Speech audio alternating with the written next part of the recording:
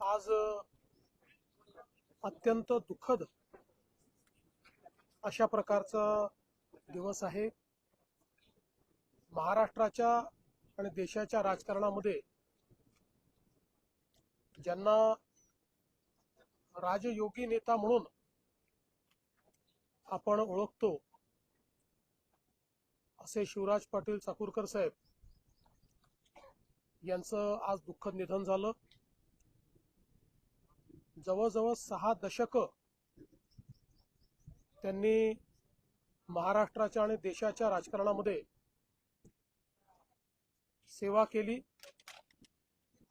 लातूरचे नगराध्यक्ष, आमदार, विधानसभेचे उपसभापती, विधानसभेचे अध्यक्ष, त्यानंतर मग लोकसभेमध्ये देखील गेल्यानंतर त्या ठिकाणी मंत्री, लोकसभेचे उपाध्यक्ष, लोकसभेचे अध्यक्ष, देशाचे गृहमंत्री, असा एक अतिशय बृहद प्रवास आणि त्यानंतर राज्यपाल, असा एक अतिशय बृहद प्रवास हा त्यांच्या जीवनाचा राहिला।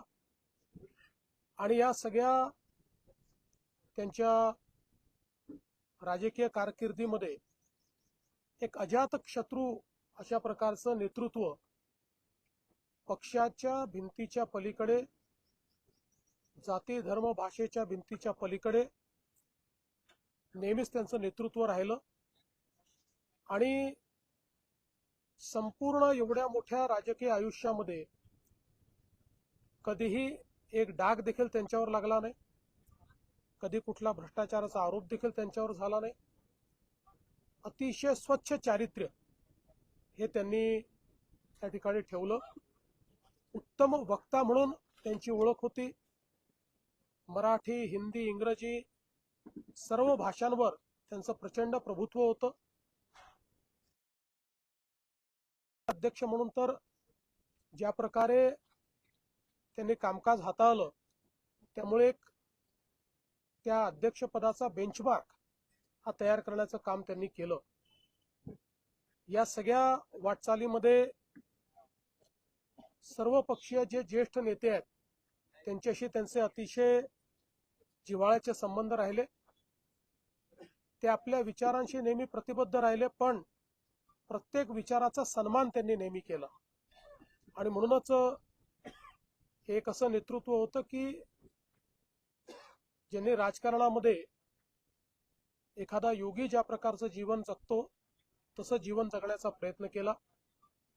आज त्यांच्या जाण्यामुळे निश्चितच महाराष्ट्राची आणि देशाची एक मोठी हानी झाली आहे। मात्र हे आपण निश्चितपणे म्हणू शकतो की राजकीय संस्कृती कशी असावी आणि सुसंस्कृत नेता कसा असावा या संदर्भात कोणालाही त्या ठिकाणी प्रेरणा घ्यायची असेल तर ती शिवराज पाटील साहेबांकडनं नेहमीच घेता येईल अशा प्रकारचं त्यांचं व्यक्तिमत्व राहिलेलं आहे। वैयक्तिक माझा देखील त्यांच्याशी संबंध आला आणि मला आजही आठवतं की माझ्या मागच्याही कार्यकाळामध्ये ज्यावेळी मी काही चांगले निर्णय केले त्यावेळी समोरून स्वतः फोन करून हा निर्णय चांगला आहे, या निर्णयाचा फायदा होईल याबद्दल अभिनंदन करणारी अशा प्रकारची त्यांची एक मला असं वाटतं वृत्ती होती की ज्यातनं चांगल्याला चांगलं म्हणण्याचा एक नेहमी त्यांचा भाव असायचा। अनेक वेळा त्यांच्याशी भेट व्हायच्या।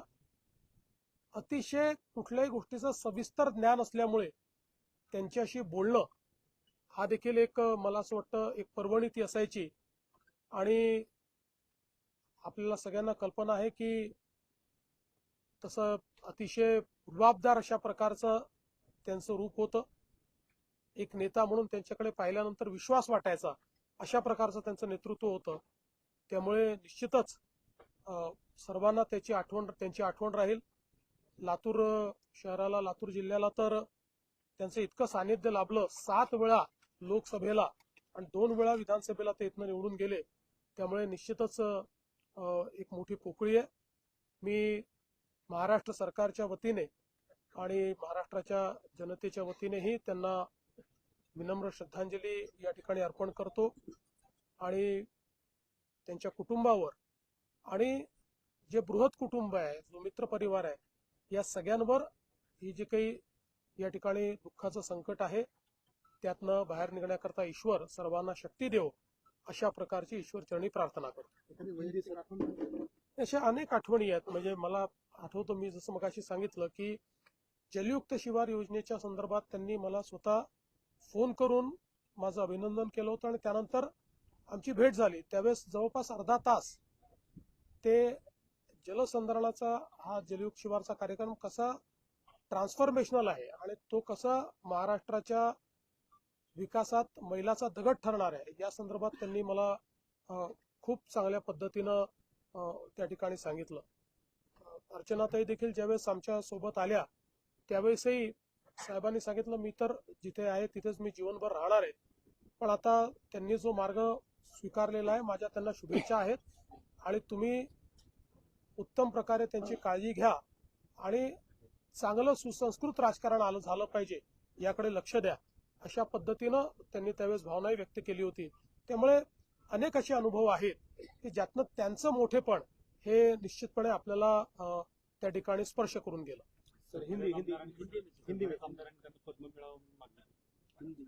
ठीक आहे, त्या संदर्भात जरूर मला असं वाटतं, कारण खरं तर माननीय देशाचे प्रधानमंत्री महोदय श्री नरेंद्र मोदीजी यांच्याही मनात पाटील साहेबांच्या संदर्भात खूप आदराची भावना आहे आणि मला असं वाटतं की त्यांची भेट देखील ज्यावेळेस झाली तर जवळपास तासभर ती भेट त्या ठिकाणी झाली, विविध विषयांवर चर्चा झाली. त्यामुळे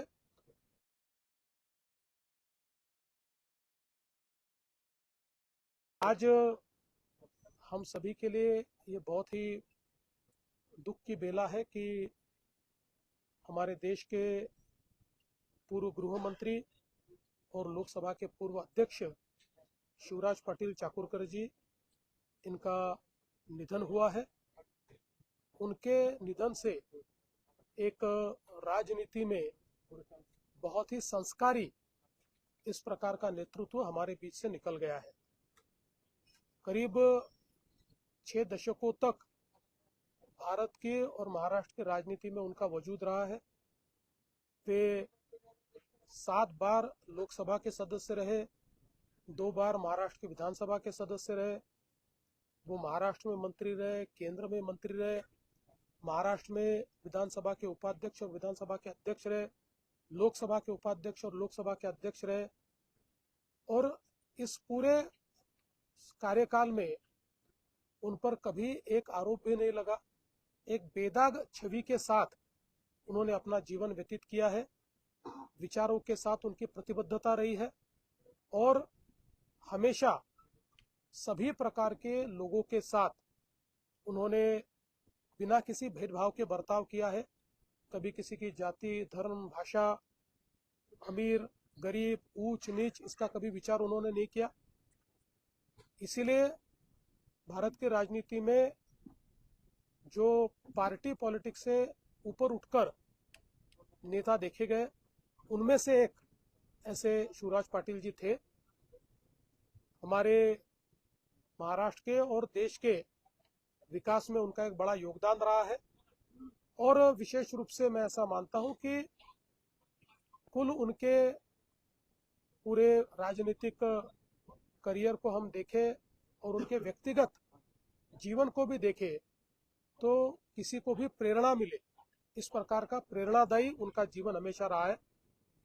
मैं आज उन्हें बहुत ही विनम्र श्रद्धांजलि अर्पण करना चाहता हूं और साथ ही में उनके परिवार को और सारे जो उनके परिवार के दोस्त हैं, जितने बृहत परिवार के सभी सदस्य हैं, ऐसे सभी लोगों को ये दुख सहन करने की शक्ति ईश्वर दे, ऐसी ईश्वर से प्रार्थना करता हूं.